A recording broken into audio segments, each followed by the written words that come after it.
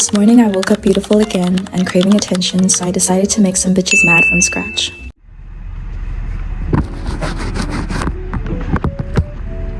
How is my camera, yo? I got an iPhone 13. Oh, and I'm using the front camera. Hi, my name is Justice Beyonce. And this gonna be a new video. The first one was me bleaching my hair and dyeing it red. I would say off the top 2018, 2019, probably 2019. So I'm rebranding myself. I don't know. Well, my page is about to be a lot actually. It's really gonna be my thoughts, my vlogs with my friends. Maybe I'm gonna do like a winter haul because I bought a lot of cute sweatsuits for this winter. And I bought some cool shoes that I'm gonna show off. So I do know I have 2 vlogs coming, and yeah, but I'm gonna start out with this video. But I already recorded those 2 vlogs like weeks ago, so yeah. I did bring my iPad out. Isn't she so cute? Guys, don't laugh because it has the home button, but my best friend from back in the day gave me this as a Christmas present, and it still works. And I'm boycotting Apple anyways, so I will not be buying a new iPad, period. So what I wanted to do, oh, let me turn this off. What I wanted to do was like pull up some questions to ask myself. I don't know. I hope that's not funny, but just so y'all can get to know me a little bit. So I pulled up some questions on calm.com, and it says 10 essential questions to ask to get to know someone. Whatever. The first question is, what childhood memory makes you smile? And I do have that written down in my journal somewhere, but I don't want to talk about it right now. So, what drives you to get up every morning? What drives me to get up every morning is really, I'm thankful that I'm waking up, and I know I have a purpose in this world, and I'm not sure what it is, but I'm currently a medical assistant, and I do enjoy doing my job. I enjoy the patients. I enjoy making connections with patients and helping patients. Not to toot my own horn, but my patients come back and give me gifts. They come back and give me gifts. So I must be doing something right. And that's meaningful to me. I'm not really with the capitalism, the 9 to 5, 5 days a week stuff, feeling like slavery. Can we cut it down to 4? Can we cut it down to 4? Pay us more and cut it down to 4. Pay us more and cut it down to 4. Pay us more and cut it down to 4. I hope that wasn't rap, but I hate that it's a rainy day and I got my hair straightened, but look, I did so well. I don't usually do my edges, don't look too hard. Like I used to be like I'm not leaving without doing my edges, and now I'll be like,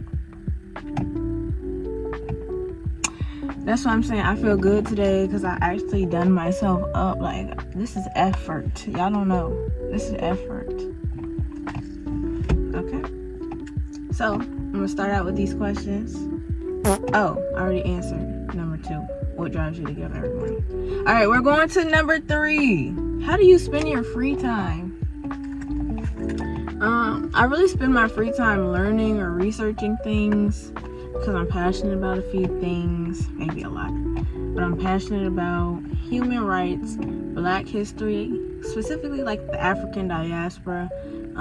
So I like doing research on basically like the US government, why things are what they are, capitalism, racism, how they affect us today. Obviously like other world tragedies, Congo, Sudan. Also the indigenous people of Australia have been through.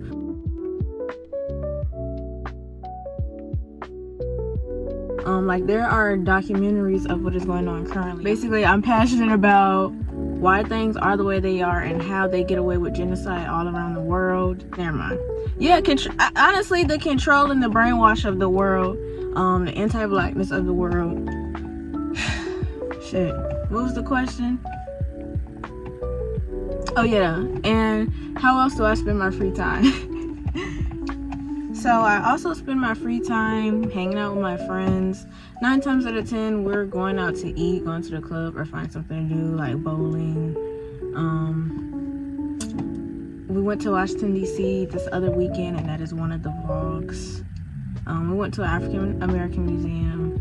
We went to Swingers and got bottomless drinks. So we really just girls who like to learn and like to party. Like, not even like to party like oh, we gotta be at every party, but we like to have fun. We hang out a lot. It's like, we're called the Trio Blossoms, long story short. That's really what I do. And relax. Oh, I like to binge watch stuff, and I like to relax. Like, my favorite thing to do is to relax. But I low-key been ripping and running lately. I've been on the road lately, especially since I got my new car. Yeah, it's a coupe in case y'all couldn't tell. So yeah. Okay, number 4. What are your hobbies and how did you get into them? So my hobbies really consist of doing my hair and learning of like what I just told y'all about. So doing my hair, not to get emotional, but I grew up with a white stepmom. So it was hard when the only choice was Eco Style, and the Eco Style didn't work for me. All I know is I had mad heat damage, and every time I put the flat iron to my hair, I didn't use a blow dryer beforehand. I don't know how she was getting away with that. How was she getting away with letting me put a flat iron on wet hair?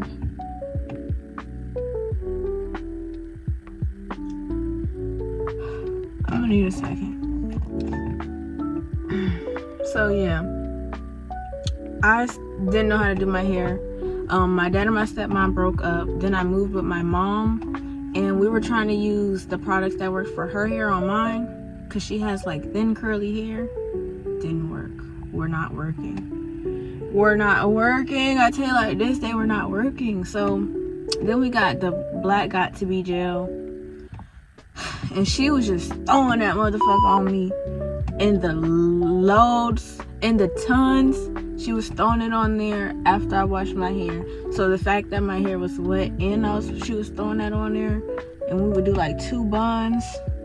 When you got thick hair, it's always easier to just push your hair in 2 buns, because trying to put it in one is, I don't know. So we just used to put it in 2, and that's when I first learned what gel worked for my hair. I was probably like 15 when we found the first gel that worked for my hair to actually keep it slick. And then, mind you, I had to wear a scarf. Don't do nothing without wearing a scarf. I can't do nothing without wearing a scarf to tie my hair down all night. And don't let it be wet when I wake up, because then my hair gonna be fucked up. Like, my hair's gonna get fucked up as soon as I step outside, because my gel didn't dry. So all I'm gonna have is like, I don't know if this is an example, but this is like the perfect example of what my ponytail starts to look like. Like, it just comes up. You'll have a whole ponytail and it just be little curly pieces just coming up. So then by the time I was 16, I was experimenting with wigs. By the time I was 17, I think I cut my hair all the way down to like right here, because I was bleaching and dyeing my hair all the time already. And then I bleached and dyed it. That video that's on my page. And then after that, I did big chop, and I was just wearing wigs. And then I kept dyeing my hair orange, and it was staying at right here length. Then I stopped for like a year, and now I'm back dyeing it, and this is where it's at. But you know, I care about it more. I'm caring about the integrity more. But I do my own braids, I do my own wigs, I do my own sew-ins, long story short. And it's my hobby, and that's how I got into it, because somebody had to learn how to do my hair, and it had to be me. So my second hobby is doing research. Basically, what made me start caring about this, which was like human rights and Black history, African American history, Pan-African history. Pan-African means like the whole diaspora of Africa. So everywhere that the slaves went to on top of Africa. So that's what Pan-African is. And I basically got into caring about this stuff through George Floyd's incident, like caring about Black Lives Matter, and then learning about Palestine. Really put 2 and 2 together for inform me of like what's really going on and to question things, because I already was questioning things because I have a mom who's Christian and a dad who calls himself a 5%er. So those are two different ideas in the world, and I have my own idea of the world also. So it was just like considering those two point of views from my parents on top of Palestine and Black Lives Matter. Like, that's why I care about spiritual stuff, like African derived religions and African traditional religions. Not gonna keep getting into it right now, but that's what I care about. That's what I like to learn about, and that's why. Okay. Then it says, what subjects, current events, or causes are you passionate about? And I definitely just answered that question. What's your favorite way to unwind after a hectic day?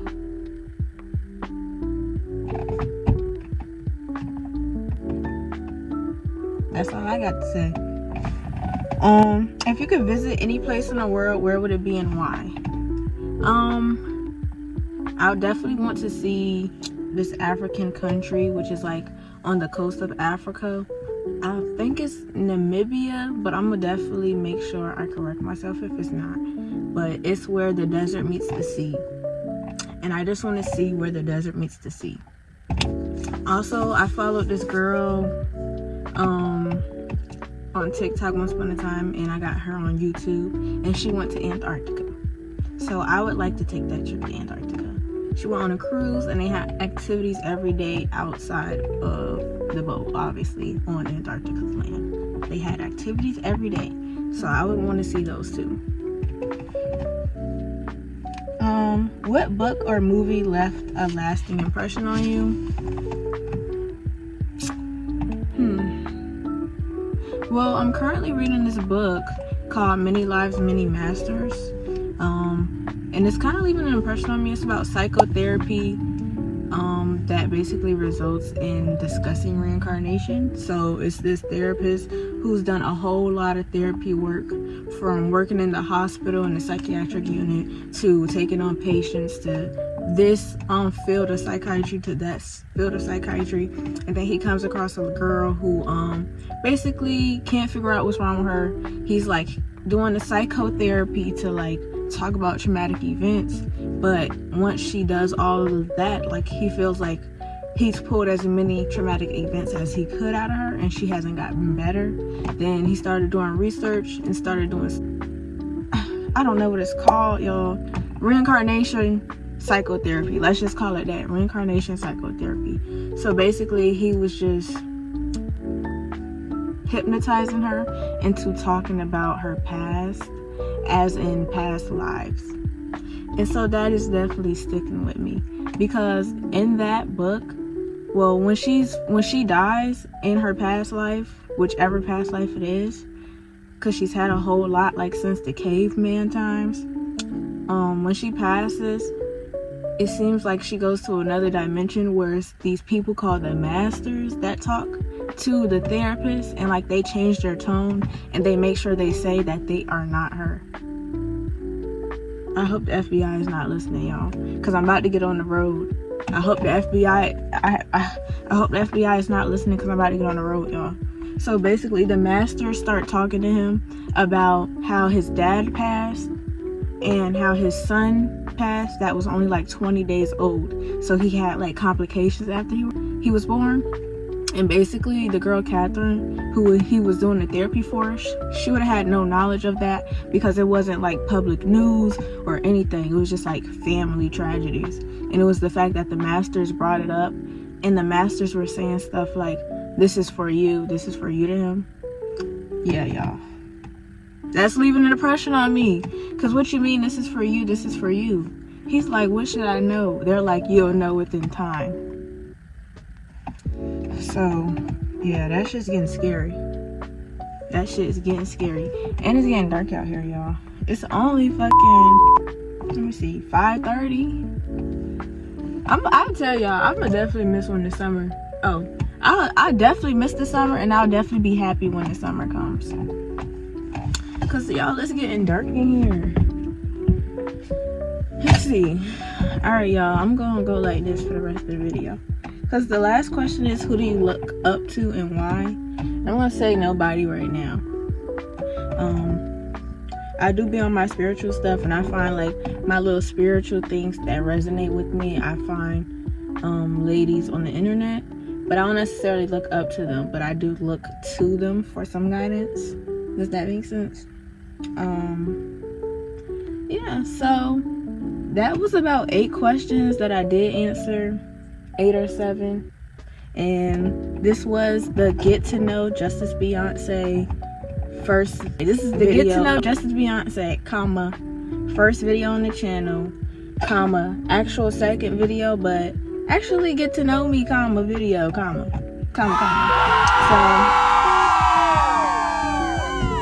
So if y'all thought the makeup was tea, comment down below. And I don't know how I'm gonna promote this YouTube channel if there's no TikTok. But I think I'm gonna tell Instagram. And if Instagram not fucking with me, then I don't know, I'm gonna just buy views. Buy them. Thanks for coming to my video. Thanks for watching my video. Please like, comment, subscribe.